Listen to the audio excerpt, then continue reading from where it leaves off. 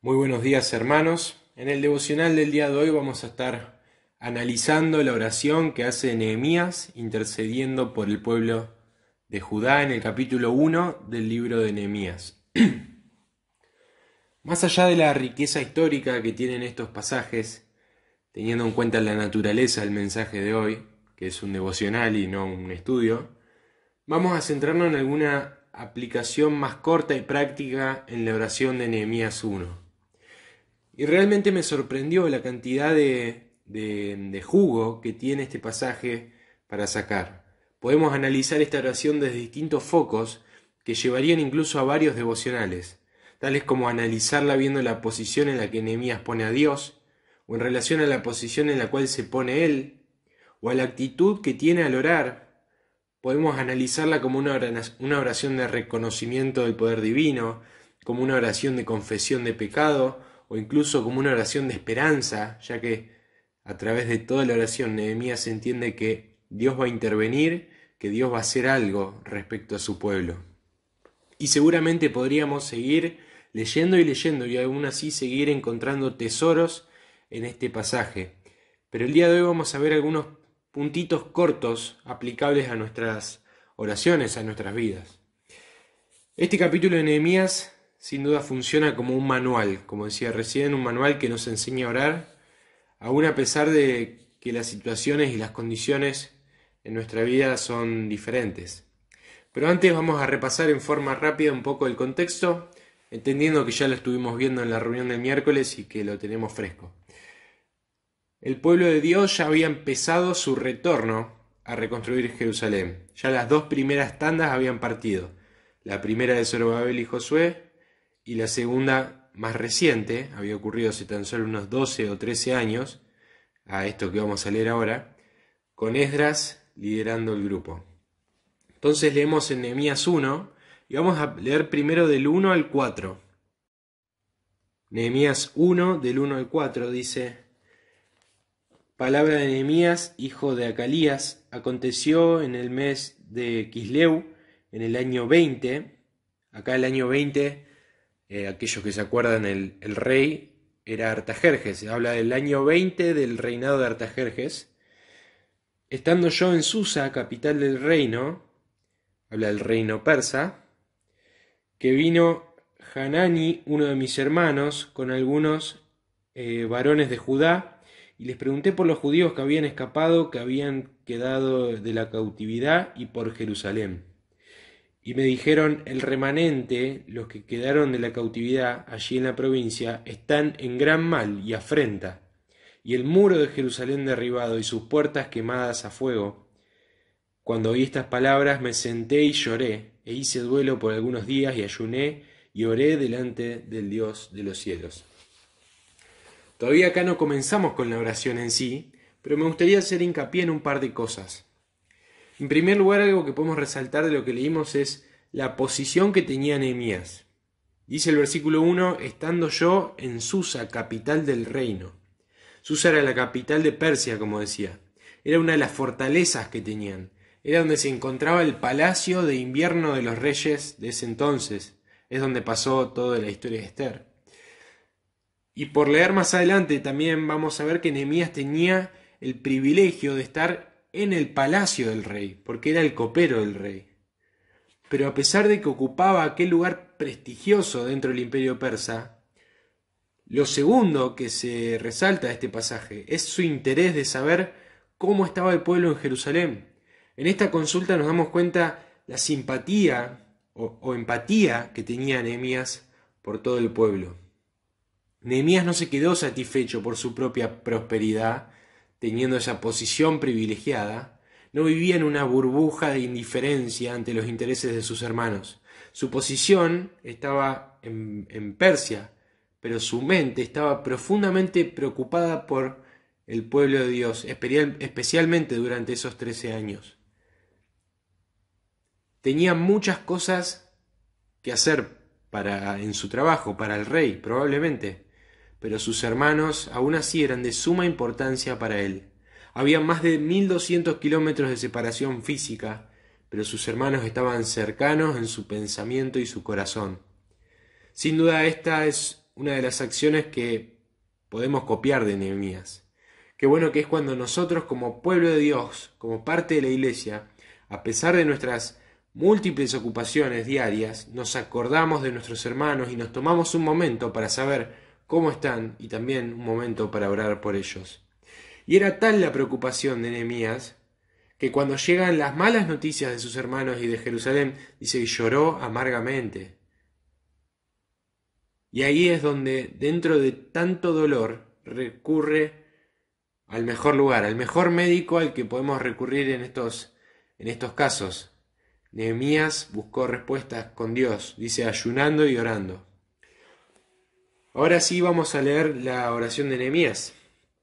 A partir del versículo 5 dice, al final del 4 dice, oré delante del Dios de los cielos, y el 5 dice, y dije, te ruego, oh Jehová, Dios de los cielos, fuerte, grande y temible, que guarda el pacto y la misericordia a los que le aman y guardan sus mandamientos.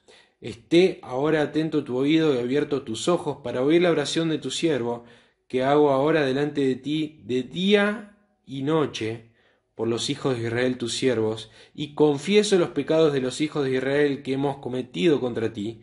Sí, yo y la casa de mi padre hemos pecado. En extremo nos hemos corrompido contra ti, y no hemos guardado los mandamientos, estatutos y preceptos que diste a Moisés tu siervo. Acuérdate ahora de la palabra que diste a Moisés tu siervo, diciendo, si vosotros pecareis, yo os dispersaré por los pueblos, pero si os volviereis a mí, y guardareis mis mandamientos, y los pusiereis por obra, aunque vuestra dispersión fuera hasta el extremo de los cielos, de allí os recogeré, y os traeré al lugar que escogí, para hacer habitar allí mi nombre. Ellos pues son tus siervos y tu pueblo, los cuales redimiste con tu gran poder y con tu mano poderosa. Te ruego, oh Jehová, esté ahora atento tu oído a la oración de tu siervo y a la oración de tus siervos, quienes desean reverenciar tu nombre.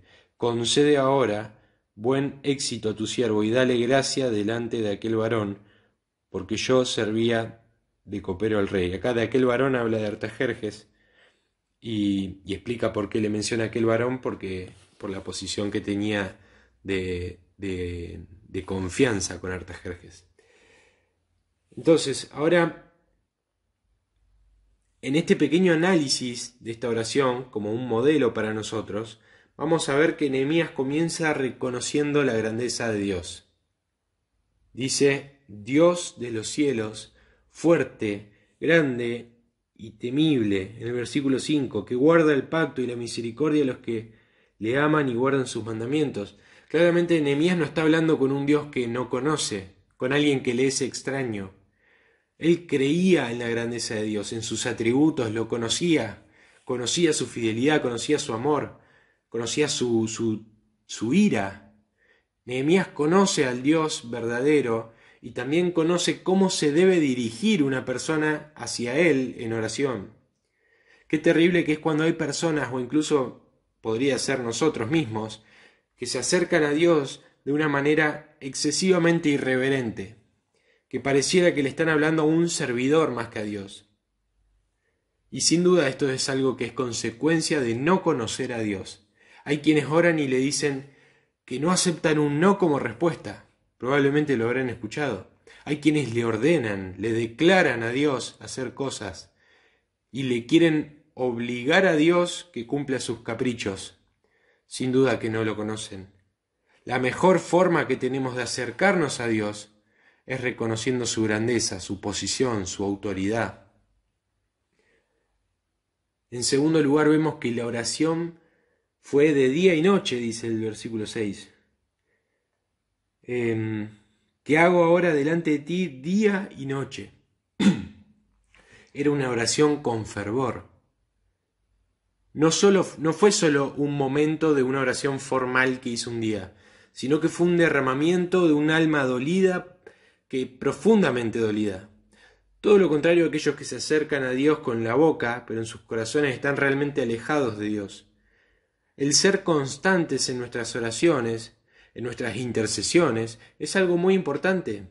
Es la razón por la cual a la viuda de la parábola de Lucas 18 le fue concedida su petición por su insistencia. Ahora, en tercer lugar, también hay una oración de confesión. Dice el versículo 6 también: confieso los pecados de los hijos de Israel que hemos cometido contra ti. Sí, yo y la casa de mi padre hemos pecado. Lo que hay que tener en cuenta es que Nehemías nació en el exilio y que no participó directamente de los pecados que causaron que el pueblo de Israel fuera llevado cautivo. Sin embargo, en vez de culpar a los demás, Nehemías se identifica con el pecado de su pueblo, lo hace suyo y lo confiesa delante de Dios.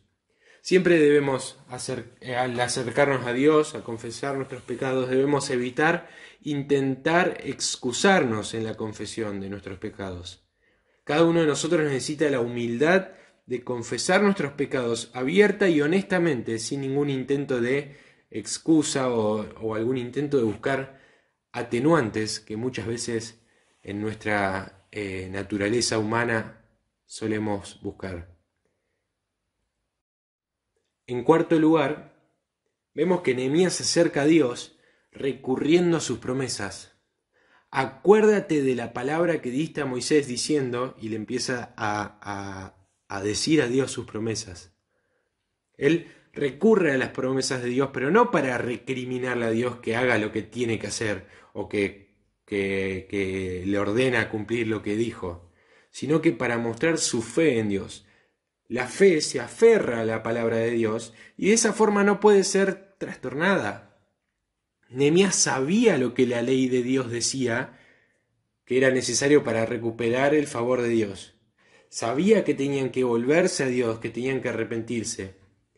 Algo que podemos aplicar a nuestras oraciones, en primer lugar, es conocer las Escrituras, conocer la palabra de Dios. Y no solamente conocerla, sino también depositar la fe en aquel quien es el único que no defrauda su palabra.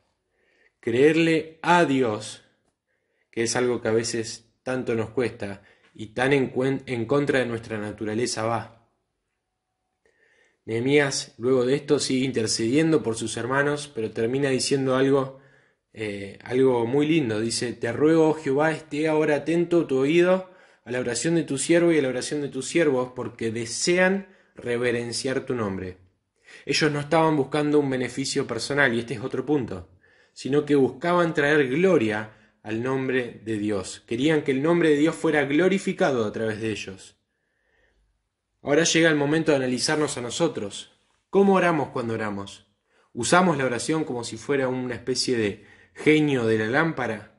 ¿Demostramos nuestra preocupación por nuestros hermanos? ¿Demostramos nuestra preocupación por la obra y por la voluntad divina?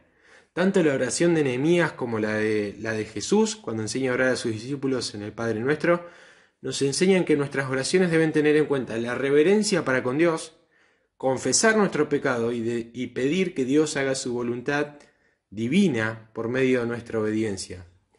Como miembros de la iglesia local, como hijos de Dios, es menester que nos convirtamos en personas de oración, que oran como es debido, que conocen a aquel a quien están acudiendo y que lo hacen con el corazón correcto.